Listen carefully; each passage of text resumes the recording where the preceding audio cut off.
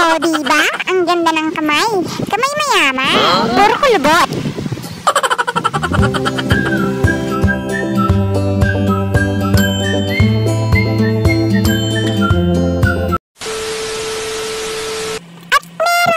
Kung dumating na parcel nitong nakaraang araw, yung pinakaiintay ko na mga kuko.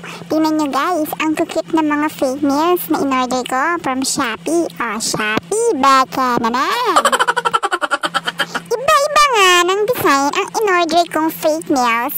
Merong kulay black, merong maraming mga beads or bling-bling, at merong may design lang. At napili ko nga ay ang may bling-bling. O, diba? Chuba ek-ek. Madali lang naman ang paglalagay ng mga fake nails. Kasing dali lang ng pagtapos ko sa buhay niya. Charis!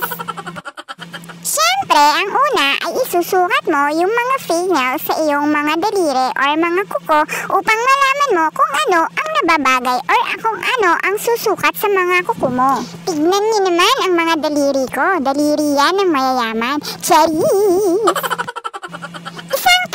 Isang tuka lang din naman kami. Gusto ko lang naman na magkaroon ng design ng aking mga kuko. Kaya please lang, wag na kayong umangal. Charis!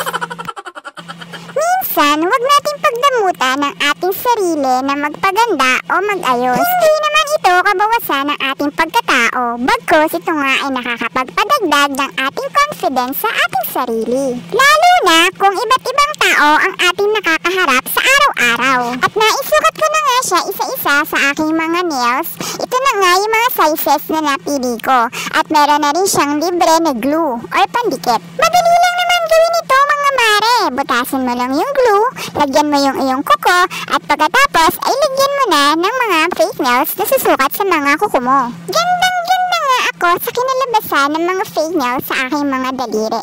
Kaya lang, hindi ko naman nagustuhan yung mga kamay ko na puro kulubot, nakala mo kamay ng mandirigma. Okay lang yan self, kamay mo naman yan. Ipagmalaki mo at huwag kang mahihiya.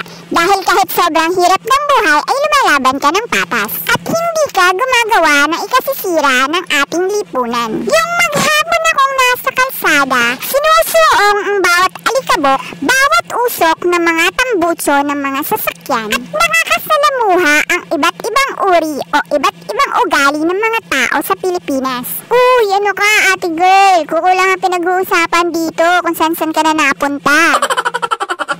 Natapos ko na nga ang paglalagay ng fake nails sa aking mga kuko. Gandang-ganda nga ang ate girl nyo mga mare sa kanalabasan ng aking kuko. Shoota, pakaganda naman. Sige na, bumaba ka na doon at maghugas ka na ng pinggan.